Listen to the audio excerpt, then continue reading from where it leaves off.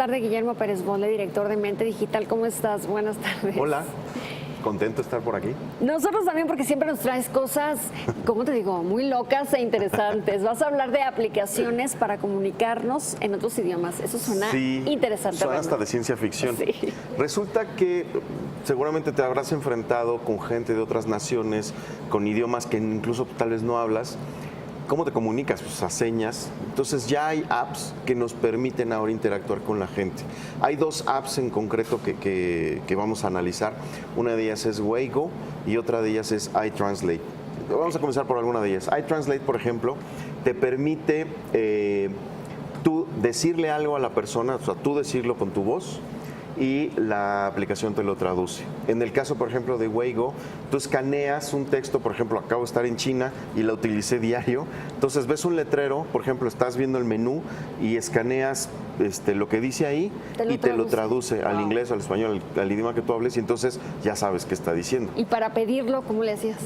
Le giras el teléfono y se lo muestras. Muy bien. Entonces te lo traduce y entonces se lo muestras. Pensé que de alguna manera puedes hacerlo al revés también, pero bueno, para eso está iTranslate, en donde tú escribes lo que tú quieres y entonces hasta se lo dice, ¿no? En este caso, por ejemplo, acabo de crear una alerta que dice,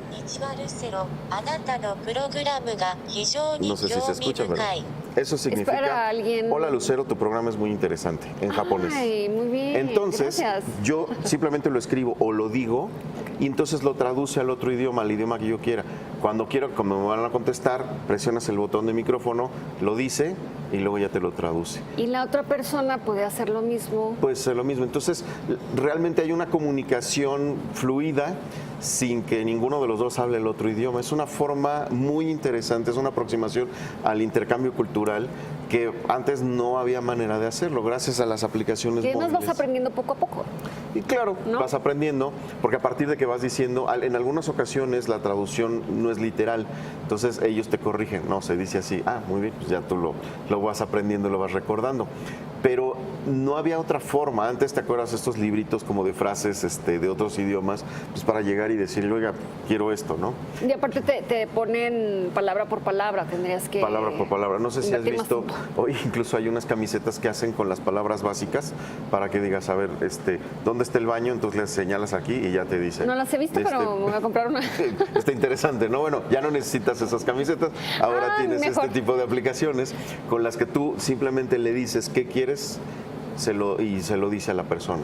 Muy útil, por ejemplo, para tomar un taxi y decirle a dónde quieres ir en el idioma local, para pedir en un puesto de comida local en un país remoto, en donde tal vez no van a hablar inglés, no van a hablar francés, pues entonces puedes tú entablar una conversación. Oye, pues esto va a estar buenísimo para quienes decidan ir al próximo Mundial.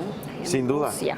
Sin duda, ya no tienes que hablar ruso, no tienes siquiera que aprender las palabras básicas, con que instales o llevar el famoso diccionario. El diccionario ruso-español, ya con esto puedes entablar una comunicación con las personas sin necesidad de hablar la lengua. ¿Sabes cuáles idiomas son los más buscados ahí? Por lo general, los más buscados es francés e italiano, pero hay mucho más idiomas. Por ejemplo, Weigo está más enfocado hacia idiomas asiáticos, entonces hay chino, hay japonés y hay árabe.